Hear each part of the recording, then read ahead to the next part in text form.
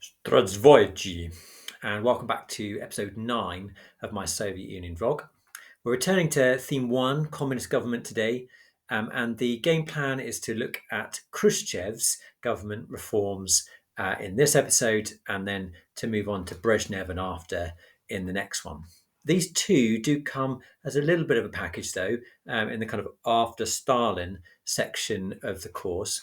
That said, they could be connected to the Stalin era, or they might come together as a lump.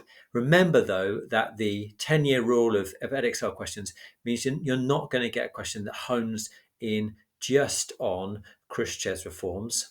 They will tend to be linked with other things, and therefore they're quite likely to come up as sort of change continuity questions. To what extent did Khrushchev change the way that Stalin had run the Soviet Union, or perhaps to what extent was there change or continuity in the way the Soviet Union was governed from 53 through to 85, for example. So just to return then to Khrushchev, and what we're doing today is looking at his reforms and a little bit about that change continuity idea as well. So Stalin died in 1953, and initially after him, there was a collective leadership amongst members of the Presidium, and it seemed like Lavrentiy Beria, the secret police chief, was going to be the emerging leader from them. And he actually starts the process of de-Stalinisation, releasing people from the gulags, trying to help relations with the socialist states within the Soviet Union. But he's unable to kind of shake off his secret police reputation, I guess, much as anything. And I mean, he's quite a horrible man if you look at his background.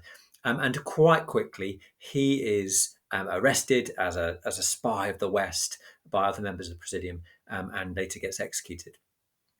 Not as quickly as the film The Death and Stalin makes it out, but kind of in that way. A good film, by the way, worth watching for this particular period.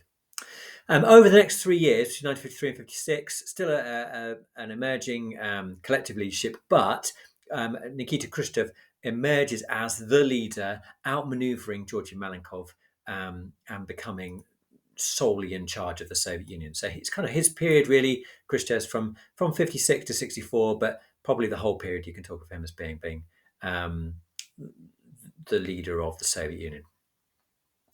Khrushchev obviously inherits quite a lot of challenges as leader of the Soviet Union. Number one, of course, is that Stalin had been such a powerful and dominant figure and had been in power for such a long time that he had everyone was kind of loyal to him. And so Khrushchev has to work out how to change things in the way that he wants to reform the bureaucracy, develop the economy and the social structures, but without losing the support of the party. And that's very much a balancing act that Khrushchev engages with, but ultimately fails to keep going in a long period of time. Obviously, he's out by 64. There's also, we don't really look at it much in this course, but also the global reputation, global position of the Soviet Union. The Cold War is going on. He needs to keep Eastern Europe on board and under control. And that all forms a bit of a backdrop to Khrushchev's time power. And in many courses and bits of history that you read about this period, it really would be the main story of Khrushchev's era. I'll mention that a little bit later on. But we don't tend to look at it here because we're looking at how Khrushchev governed the Soviet Union. And that the main kind of headline, I suppose, of this era on that basis is the secret speech that Khrushchev puts out in 1956. The secret speech is it's not the first thing he does, but it's kind of like the pivot on all the reforms and really the whole sense of what Khrushchev is about. So this was a speech that Khrushchev made at the party congress in 1956, where he was massively critical of Stalin. And it was a big shock to all the people that were there at the time. It's called the secret speech because it's in a closed session. It wasn't meant to be recorded, but of course it leaks out afterwards and the CIA get hold of it and they broadcast it to Eastern Europe. And it causes all sorts of trouble there for Khrushchev as well. In the secret speech, Khrushchev said a number of things. Firstly, that were critical of Stalin. Firstly, that Lenin hadn't trusted Stalin because he was too rude and advised that they would find a way to remove Stalin from power. And this is from the testament, of course, that Lenin had written but hadn't been published later on. He said that Stalin was personally responsible, and he lumps Beria in that as well, with Beria, for illegal arrests, imprisonments, and executions of thousands of loyal party members who had been tortured into confessing to fictional crimes. And this is not news to you and I, that this is a massive thing for people who believed in Stalin as a kind of hero of the Soviet Union. Khrushchev also attacks that idea that Stalin had been the leader that had led them to success in the Great Patriotic War, and instead talks about his incompetence and arrogance that early on had nearly caused the Soviet Union's defeat. He's critical of the cult of personality. He's critical of Stalin's persecution of ethnic minorities as well. So critical in a whole host of ways. But this is a selective piece of honesty on the part of Khrushchev and the Communist Party of the Soviet Union. They are critical of Stalin individually, but they don't talk about how Bolsheviks had been violent and oppressive before Stalin.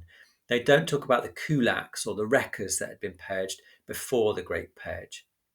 There's no real mention of the purges of the old Bolsheviks either, and certainly no mention of Khrushchev and other current leaders in the 50s being involved in those purges. And those were all tricky things for Khrushchev to handle, and he just kind of glosses over them. And that really feeds us into our argument overall. Our argument overall is going to be that this is a partial change, but it's not removing the whole system. And reflecting forward, of course, this is where Gorbachev also is going to have to navigate and negotiate his own reforms how far can you go before the whole thing falls down? Well, Khrushchev tried a number of reforms on the basis of this. So firstly, de-Stalinization. Some examples here. Stalin's body was removed from Red Square, where it had laid alongside Lenin's, and he was buried. There was going to be no more celebration of Stalin's birthday, and newspapers started quoting Marx and Lenin instead of quoting Stalin. So kind of small ways, but just removing Stalin from the public consciousness. The end of terror is the biggest and most significant way in which this the change happens here. By 1961, half of Stalin's purge victims have been rehabilitated, not necessarily brought back physically, but rehabilitated in terms of their reputation. 2 million Gulag prisoners were released between 1953 and 1960, but it's fair to say that progress was pretty slow, certainly at the start of that process. By 1955, only 4% of political prisoners who had asked for release had been processed. It does speed up, but it is quite slow to start with. The other thing we can say here is that officials who missed targets were no longer threatened with prison. The secret police could no longer be used by an individual for their own ends. In theory, at least, it's hard to know how you'd actually engage that, but that was the plan. And the secret police lost control of the gulags, which had given them financial and economic independence. But for all that, and there was a genuine end of terror, there is still very much a limit on how critical you can be of the central government at this time. And there is still a secret police, and they do have methods of surveillance. And those methods are getting actually more sophisticated, so they don't need so many informants.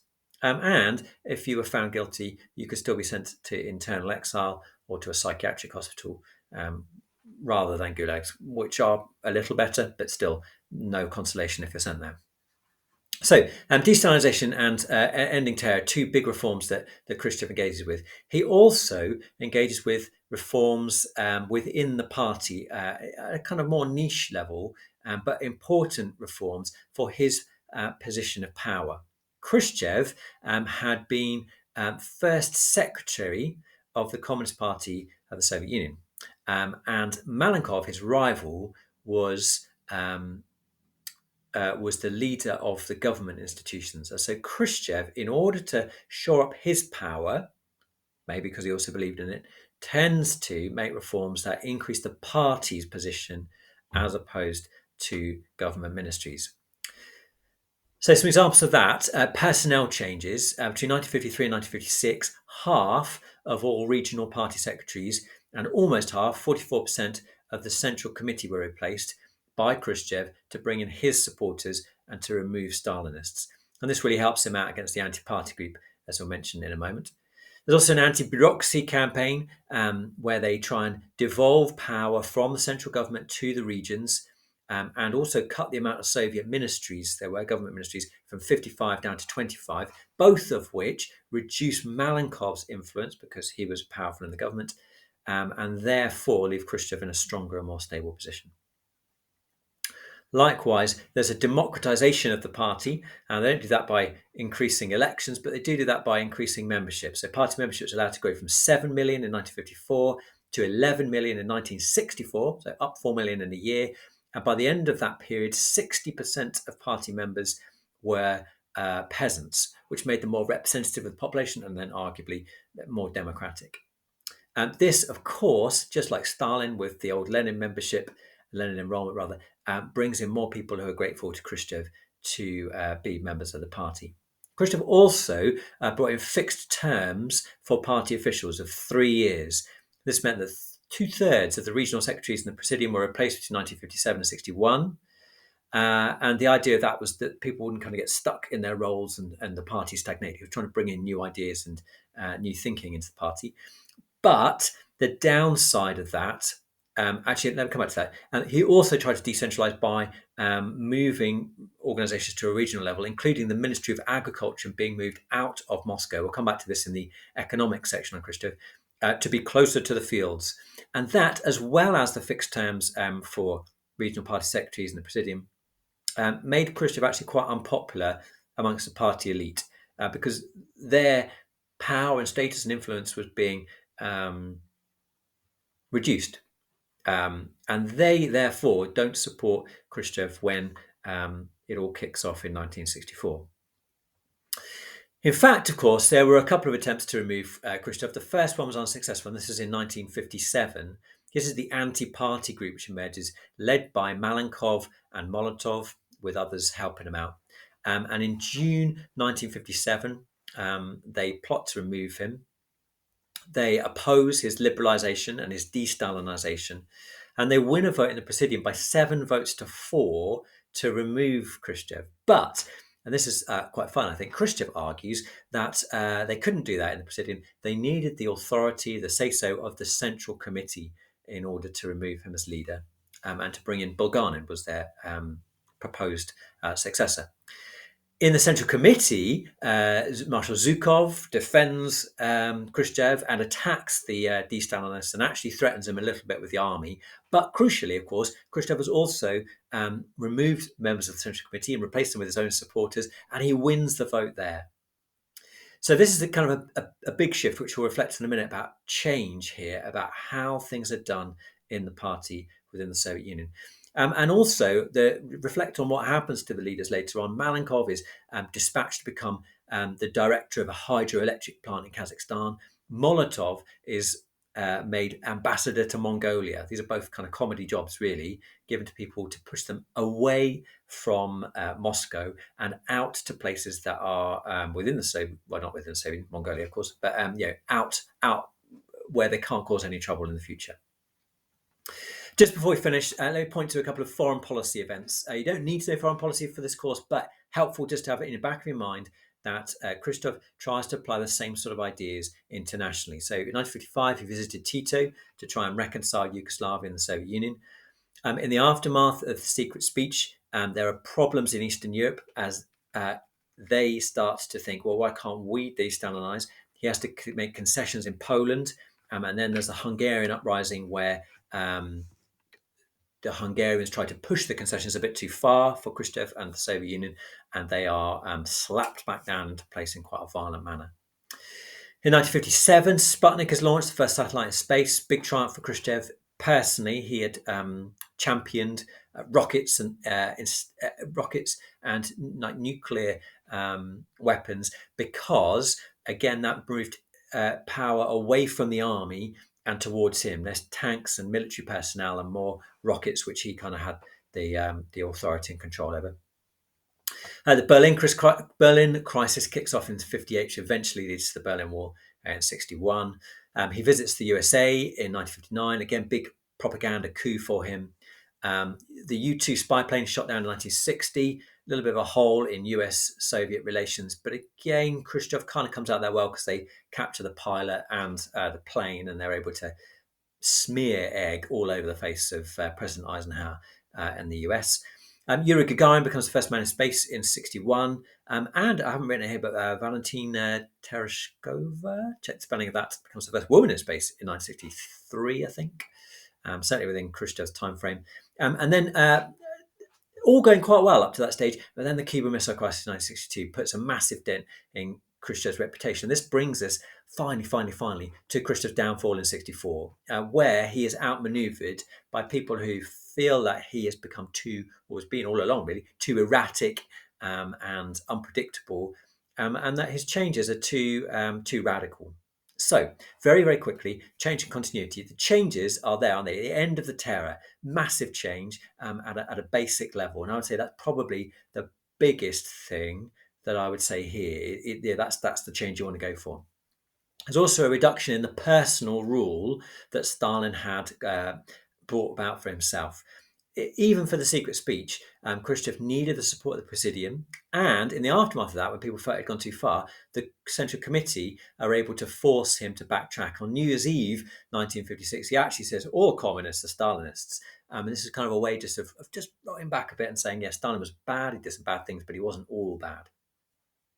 So change happens there. And also there's also that change I said about the shift from back to party dominance away from government dominance, probably under Stalin, certainly kind of through the Second World War and towards the end, the government had become the dominant limb of authority in the Soviet Union. In terms of continuity, well, it's still a dictatorship. The secret police are still around. The cult of Stalin isn't fully removed and actually returns again under Brezhnev. And there was something else I was going to say, and I forgot what it is. That'll teach me to try and ad-lib.